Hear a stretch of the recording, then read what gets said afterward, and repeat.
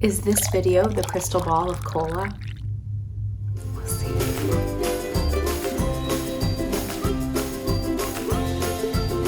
Hey there, welcome back to my channel. When you are making the decision of when to collect Social Security, the cost of living adjustment is an important factor to that decision. And it's not something that readily shows up when you're making that break-even analysis that you might do for when to collect Social Security. If you caught my last video, you learned what the COLA is, cost of living adjustment, how it's calculated, when it's given, and how that works. And in this video, we're going to be talking about what's to come with the COLA in the future. But before we get into that, don't forget to subscribe to this channel for a regular Pleasant Financial Conversation. And for you ladies, jump over to my online community on Facebook, Pleasant Financial Conversations, where you're able to ask any question that you have about your finances, and I'll be looking at that. I'll be answering those questions. So I'll see you there. So to recap the last video, we learned that the cost of living adjustment is an increase to the monthly benefit that you receive while you are collecting Social Security. And it's made to increase and help you compensate for the increase of prices in goods and services like milk or an oil change or whatever else you bump into that has increased price. You also learned that the average COLA every year is about 2.6%. In this video, I will be talking about how the COLA might be changed in the future, because we have one very important fact that we are dealing with right now, and that is the OASDI Trust Fund, the trust fund that has built the funds we use to pay out Social Security benefits, has been depleting over time and will be fully depleted by 2034. And that's without factoring in the recent changes to Social Security because of COVID.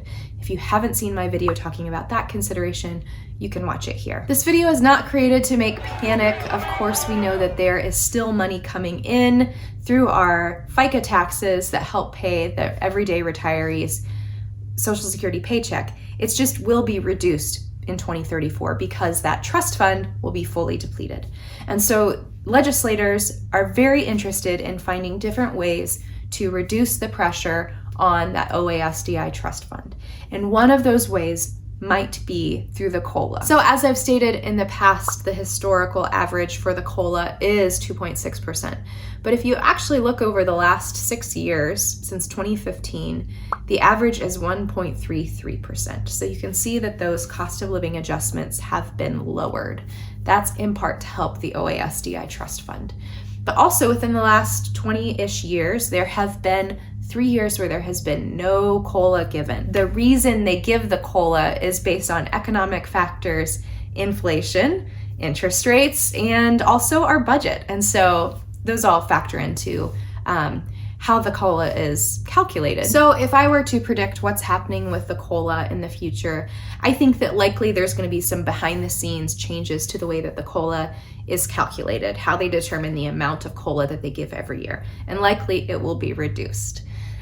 So not planning to see those averages of 2.6% moving forward. I think 1.3 is probably in alignment with what to expect moving forward. So what does that mean for you as you are determining whether or not to collect your Social Security early or late? Well, that decision is an entirely individualized decision, but the COLA is an important factor. As I stated in my last video, if we are receiving those COLAs any year, you want a bigger base, a bigger monthly benefit that 1.33% or 2.6% is calculated on. And these COLAs stack on top of each other. If you get 1.33% this year, and then next year you get 2.6%, and then the following year you get 0%. Those are all stacking on top and are cumulative. So it grows and grows and grows your income. So for me, I would want more income to begin with, so each cost of living adjustment is getting the most bang for its buck. Because Social Security is the bedrock of the majority of Americans' retirement income, it's a very important decision. And often it's one of the first ones that you're making as you're stepping towards retirement.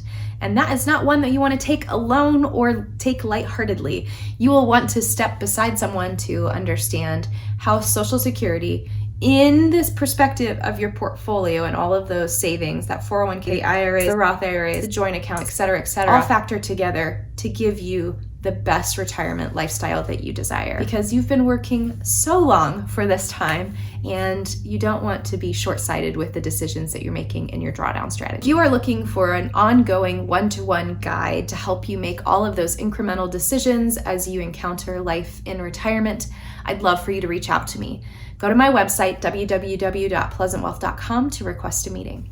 And until next time, friends, take care.